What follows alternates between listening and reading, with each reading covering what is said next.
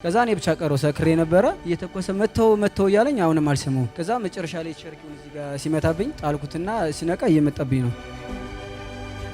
አሁንም ጋይንት የሚባል ማረሚያ ቤት አለ። ጋይንት ከገባ አትጫንም ምንም አትባልም። እዛ ከረበሽ ቀጥታ በገጀራ ነው የሚመቱ። ወደ ሌላ ማረሚያ ቤት የሚባል የለም። አማራ ክልል ላይ 32 ማረሚያ ቤት አለ። ከ32ቱ ማረሚያ ቤት ከባድ ማረሚያ ቤት ጋይንት የሚባል ማረሚያ ቤት የተሰጠን ድግምት አለ የተጻፈ እና የመቃብር አፈር ነው የምንፈልገው ትኩስ የሆነ ማለት ነው። ቀን ስንቅ እንውላለን። የሆነ ሰው ከሞተ ቀጥታ የሞተበትን ሄደን ምልክት አድርገን እንመጣለን። ከዛም በኋላ ያን ደግመን ነው እዛ ያን አፈር ቆንጥረን የሆነን ሰፈር የምንረጨው። ከዛም በኋላ አንተ ገብተህ በቃ የፈለግከው ነው መሄድ ብቻ ነው።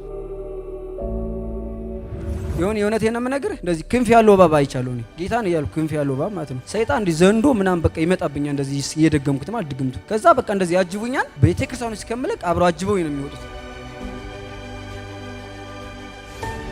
በምን ተፈርዶብህ ያውቃል? በነፍስ 19 ዓመት እና ሰው ዋጋለሁ። እዚህ ጋር በጩቤ ተወግቻለሁ፣ በሽጉጥ እዚህ ጋር ተመትቻለሁ። ጓደኛዬ ወጋኝ 1 ዓመት አስተኝቶኛል። እዛ ደግሞ እኔ ወስጄ ወገሁት። እኔ ወዳለሁ እኮ እያልኩ ነው። ዋጋ ከፍ እያለሁ ባንተ ይሁን በአንዱ ስሪ 3 ወር ታስሬያለሁ፣ የእግር ብረት ታስሬያለሁ እያልኩ እያወሩ በእኔ ምክንያት ነው። ተሰቃይቻለሁ በጣም ከምታስበው በላይ ማለት ነው።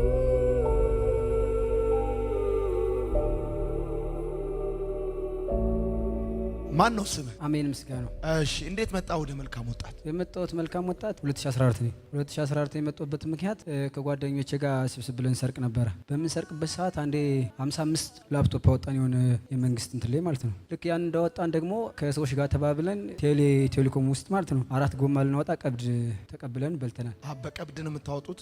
ከዛ ውስጥ ስንገባ ልክ ዘበኛው እንደተሸከምን ዘበኛው እየተኮሰብን ሲመጣ ጓደኞቼ ጥለውኝ ሄዱ፣ 3 ጓደኞቼ ማለት ነው። ከዛ እኔ ብቻ ቀረው ሰክሬ ነበረ እየተኮሰ መተው እያለኝ አሁንም አልሰማውም። ከዛ መጨረሻ ላይ ቸርኪውን እዚህ ጋር ሲመታብኝ ጣልኩትና ሲነቃ እየመጣብኝ ነው። ከዛ ዘልዬ ሲሄድ እዚህ ጋር ቀደደኝ ብረቱ ማለት ነው። ከዛም በኋላ ጓደኞቼ በቃ ሞቷን በሱ ነፍስ መጠየቅ አንፈልግ ምናምን ብለው ወደ ባህር ዳር ትኬት ሊቆርጡ ወደ አዲስ አበባ ሊሄዱ እኔ ቁጭ ብዬ የጀበንኩ ጧት አንተ ሞታ አንተ ብለህ አይደል እንዴ ምናምን አይነት ነገር አሉ። አረ ምንድነው የምሞተው ድርሻ ሊቀሙኝ ነው የሚሆን ምናምን ብዬ ስደውላቸው እኛማ ሄደና ኮምፒውተሩን ሽጠ ነው ምናምን አሉ። ከዛም በኋላ ድርሻ 105 ሺህ ብር ይዘው ሊመጡ እኔ ደህና ነኝ ብዬ ማለት 3 ዓመት ከ3 ወር ተፈርዶብኝ በፍላሽ የአንተን ስብከቶች አስጭኜ አዲስ ዘመን ማረሚያ ቤት የተጫነውና ያሳይ ነበር ሰዎች ማለት ነው። ከዛም በኋላ እሪ ይላሉ። በቃ የሆነ ስብከት የሌላ ሃይማኖት እየሰበከብን ነው ተብሎ በመስኮት ተወሮሮ ካቴና ታስር ያድራለሁ። እዛ ጧት ላይ ደግሞ ወደ ቢሮ አካባቢ ሄጄ እግር ብረት ታሰራለሁ። እዛ ተጫንኩ ወደ ደብረ ታቦር። አሁንም ደብረ ታቦር ፍላሹን ይዤ ሚሞሪ በምላሴ ይዤ ሪደር ይዘው ሊመጡና አሁንም ያንተን ስብከት እንደዚህ ሰብካቸው ነበር። አሁንም ጋይንት የሚባል ማረሚያ ቤት አለ። ጋይንት ከገባ አትጫንም ምንም አትባልም። እዛ ከረበሽ ቀጥታ በገጀራ ነው የሚመቱ። ወደ ሌላ ማረሚያ ቤት የሚባል የለም። አማራ ክልል ላይ 32 ማረሚያ ቤት አለ። ከ32ቱ ማረሚያ ቤት ከባድ ማረሚያ ቤት ጋይንት የሚባል ማረሚያ ቤት። እንዴት አወቃቸው 32 መሆናቸው? ይነግሩናና ቅዳሜ ቀን ስብሰባ አለን። እንደዚህ አይነት ማረሚያ ቤት እንደዚህ ይረብሻል፣ እንደዚህ አይነት ማረሚያ ቤት እንደዚህ ሰው እየሞተ ነው፣ እንደዚህ አይነት ማረሚያ ቤት እንደዚህ አይነት እየተጫነ ነው፣ ወደ ጋይንት የሚባል ማረሚያ ቤት እንዳትሉ ምናምን እንባላለን። ከ32 ማረሚያ ቤት ጋይንት የሚባል ማረሚያ ቤት ከባድ ማረሚያ ቤት ስለምንባል እንፈራለን። ረባሽ ከተባለም ወደዛ ነው የምትጫነው። በቃ ወደዛ ትጫናለህ ቀጥታ በገጀራ ወይም ይወጓን በጩቤ ማለት ነው። እንዴት ገባ ወደ ሌብነት አንተ? ወደ ሌብነት የገባሁት እኔ በ12 ዓመቴ ወደ አስፋልት ዳር ወጣሁኝ። ቤተሰብ የለኝም፣ ማዘር ፋዘር የለኝም። ከአያቴ ጋር ነው ያደኩትኝ። ቀጥታ ወጣሁኝ አስፋልት ዳር ወጣሁ። ከዛም በኋላ በረንዳ ምተኛው። ከዛ በረንዳ እየተኛው ምናምን ስብስብ ብለን ምናምን እኔ ሎሚ መሸጥ ጀመርኩ እያዞርኩ ማለት ነው። ከዛ የሆነ ሰዓት ሎሚ እየሸጥኩኝ ቁራሌው ገባን ልንሰርቅ ማለት ነው። ህፃን ሆነን 13 ዓመት ያካይ ምናምን ነው። እዛ ሰዎች አባረው ሲሄዱ ሌሊት ላይ እኔ ብቻ ተያዝኩ ማለት ከተማው ላይ ምን እያደረክ ነው ሲባል ሎሚ እየሸጥኩ አልኳቸው። ምንም አላስኩ የታል ሎሚ ሲሉ ጨርሼ አልኳቸው። ከዛ ሳቁና ምናምን ጥለውኝ ሄዱ። ከዛ እንደዛ እያልኩኝ በቁራሌው ጀምሬ ምናምን ኃይለኛ ሌባ ሆንኩ። ከዛ ኃይለኛ ሌባ ሆኜ ምናምን 4 ሆነን መድኃኒት ልናሰራ ጎጃም ሄድን። 4 ሆነን ሄድን ጎጃም አሰራን። የሞራ ክንፋታ ያለ 3 እነዚህ ናቸው። 4 ሆነን አሰርተን መጣን። ረገጣ የሚባል ስራ አለ። ያንን ስራ ቆየውኝና የተሰጠን ድግምት አለ የተጻፈ እና የመቃብር አፈር ነው የምንፈልገው ትኩስ የሆነ ማለት ነው። ቀን ስንቅ እንውላለን። የሆነ ሰው ከሞተ ቀጥታ የሞተበትን ሄደን ምልክት አድርገን እንመጣለን። ከዛም በኋላ ያን ደግመን ነው እዛ ያን አፈር ቆንጥረን የሆነን ሰፈር የምንረጨው። ከዛም በኋላ አንተ ገብተህ በቃ የፈለግከው ነው መሄድ ብቻ ነው። ሰዎች ምናምን አያዩም፣ ግን ከ30 ደቂቃ በኋላ ያስታውሳችኋል ብሎናል። እና ጋፕ ነገር ለብሳችሁ ፊታችሁ እንዳይታዩ ነው ያለን። እና ደግሞ እዛ የድግምቱ የለም የተጻፈው ያን ከተሳተ በቃ የሆነ ይቆርጣችኋል ምናምን ተብሎ ነው። እና የሆነቴን ነው የምነግርህ። እንደዚህ ክንፍ ያለው እባብ አይቻለሁ እኔ ጌታን እያልኩ ክንፍ ያለው እባብ ማለት ነው። ሰይጣን እንዲህ ዘንዶ ምናምን በቃ ይመጣብኛል እንደዚህ እየደገምኩት ማለት ድግምቱ። ከዛ በቃ እንደዚህ ያጅቡኛል። ቤተክርስቲያኑ እስከምለቅ አብረው አጅበው ነው የሚወጡት። በቃ እንረጨዋለን ይሄን ሰፈር በቃ ስናጸደው እናድራለን። ካጸዳ ነው በኋላ ከዛም በኋላ በቃ ቀሌ ፍትት ብለህ ስትቅም ሁለት ትውላለህ። ከዛም በኋላ ደግሞ ማታ ደግሞ ሰው ይሙትልኝ እያልክ ድዋ ማድረግ ትኩስ አፈር ለማግኘት። ትኩስ አፈር ካልሆነ አይገኝም። ከዛም በኋላ በቃ እንደዛ እያልኩኝ ምናምን የሆነ ከመቀሌ የሆነ ሰውዬ ወርቅ አመጣልን። ቄስ አምባዬ ይባላል። ማስተር ኪ ቁልፍ አሉ ፈንቁ የምንሰራበት ደግሞ ማለት ከዱባይ ነው ያመጣው 70 ምናምን ሺህ ብር። ከሱ ጋር ነው የምንሰራው። ዳማስ መኪና አለችን በሱ ነው የምንጭነው። ከጎንደር በቃ በየሀገሩ እንሄዳለን። 7 መታወቂያ አለን በየሀገሩ ማለት። ከዛ የሆነ ቄስ ከመቀሌ ፒራሚድ ቅርጽ ወርቅ ይዞልን መጣ። ፒራሚድ ቅርጽ ወርቅ ሲያመጣልን ወስደን ባህር ዳር ለሆነ ባለሀብት አሳየነው። ተስማማና የሆነ ማሽን ሰጠን።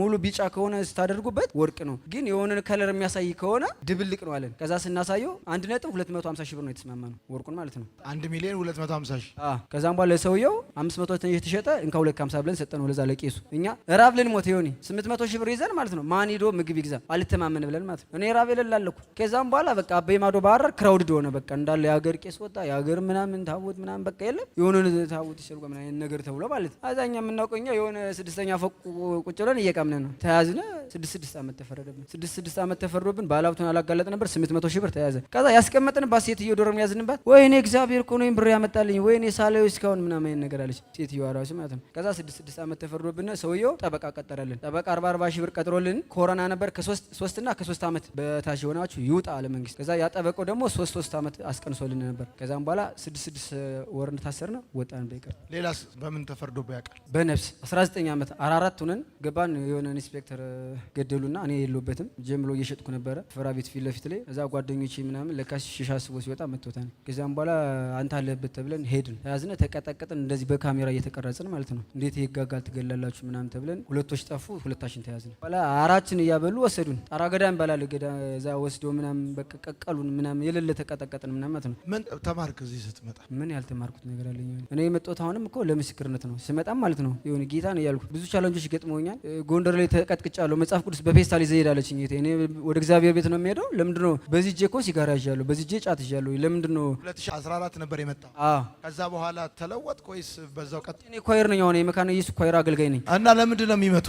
ለምንድን ነው የምሰብከው ነው። እኔ ደግሞ በቃ ማለት የተሰጠሁትን እውነት ለሰዎች የመናገር ግዴታ አለብኝ። ግዴታዬ ነው አይደለ? እኔ ለአንድ ሰው ኢየሱስ ጌታ ነው ማለት ብቻ ሳይሆን ግዴታዬ ስለሆነ የመናገር ኃላፊነት አለብኝ። አትንገረኝ ብለኝ ራሱ እኔ አረቂ ቤት እገባለሁ። እኔ ፋንታ እየጠጣሁ የራስህን ተለውጣን ተወና ይሉኛል። እኔ እነሱ ባይሰሙኝ ለድንጋዩ መስበክ ይችላሉ፣ መብቴ ነው። ምክንያቱም የያዝኩትን ክርስቶስ እውነትን የመስበክ ግዴታ አለብኝ። እኔ ምን አሉ ስትለወጥ የሚያውቁ ሰዎች? ተገረሙብኝ። እኔ የሆነች ልጅ ወንጌል እየመሰከርኩላት ተው አለች። አሁን አንተ የመጽሐፍ ቅዱስ ቃል ስለነገርከኝ አይደለም አለች። አንተ ህይወት አሳውቀኛል ብላውን ባህር ዳር ላይ ያገለገለች ነው ከቤተሰብ ተጣልተ።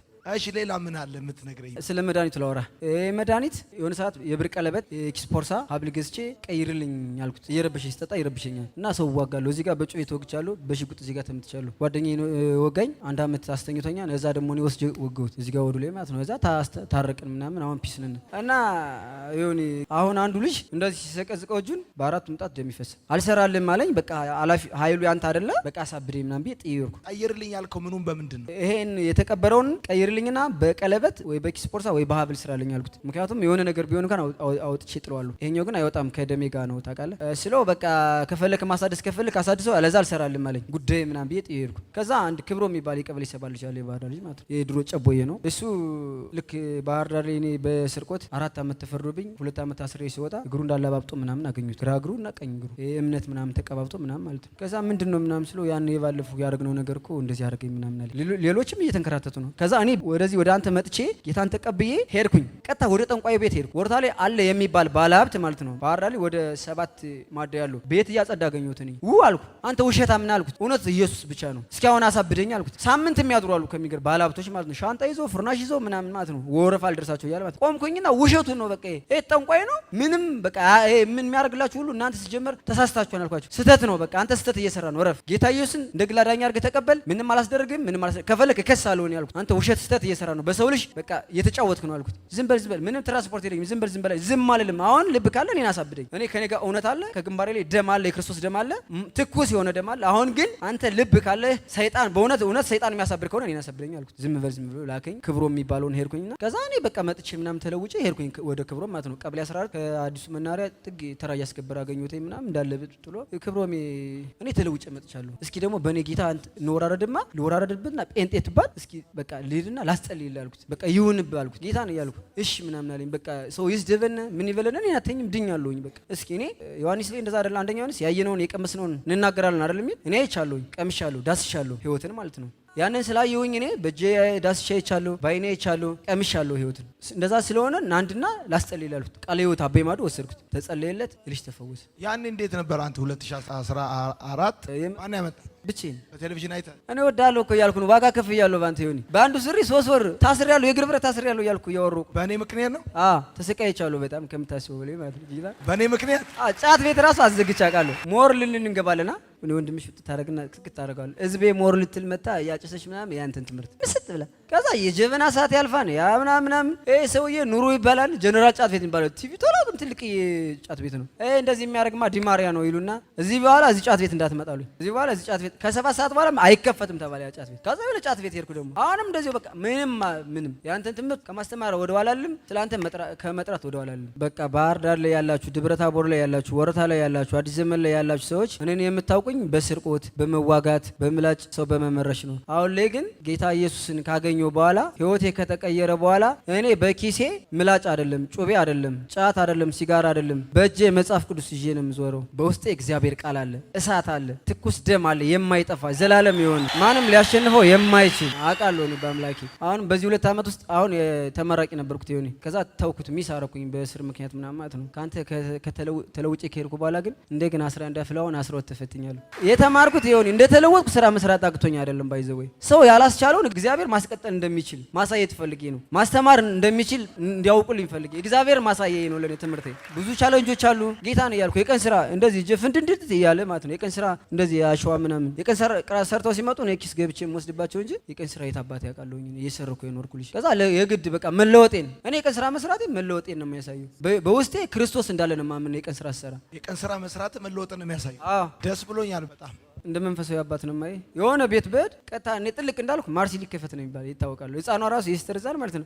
እዚህ በኋላ ማርሲል እንዳትከፍትብን ሁሌ ማርሲል ዮኒ ነው የምትል ከዮኒ ካልወሰድከኝ ብላ ማለት ነው። በቃ የሚቀጥለው ዓመት ወስድሻለሁ ምናምን ብያት ዋጋ ከፍዬ ነው የመጣሁት። ልብሴን ሁሉ ሽጫለሁ። ምንም አይነት የለኝም። ለሁለት ልጆች ከፍዬ አዲስ አበባ ላይ ጠፍኝ አውርቻለሁ። እንደ መጀመሪያ እንደመጣሁ ከጎንደር ነው የመጣሁ ሲለ ታወራኛለህ ምናምን ብለኝ ነበር። 5 ቀን ነው የፈጀብኝ። የሆነ ስጦታ አሰርቼ ምናምን ይሄው ነገር ላይ ሲቀሙኝ ምን እንዳልኳችሁ ታውቃለህ? በሱ ፎቶ አስመስሎ ጌታ ያገኛችሁ ነው ያልኳችሁ። ጌታ ነው ያልኩት። ስጦታ አምጥተህልኝ ነበር?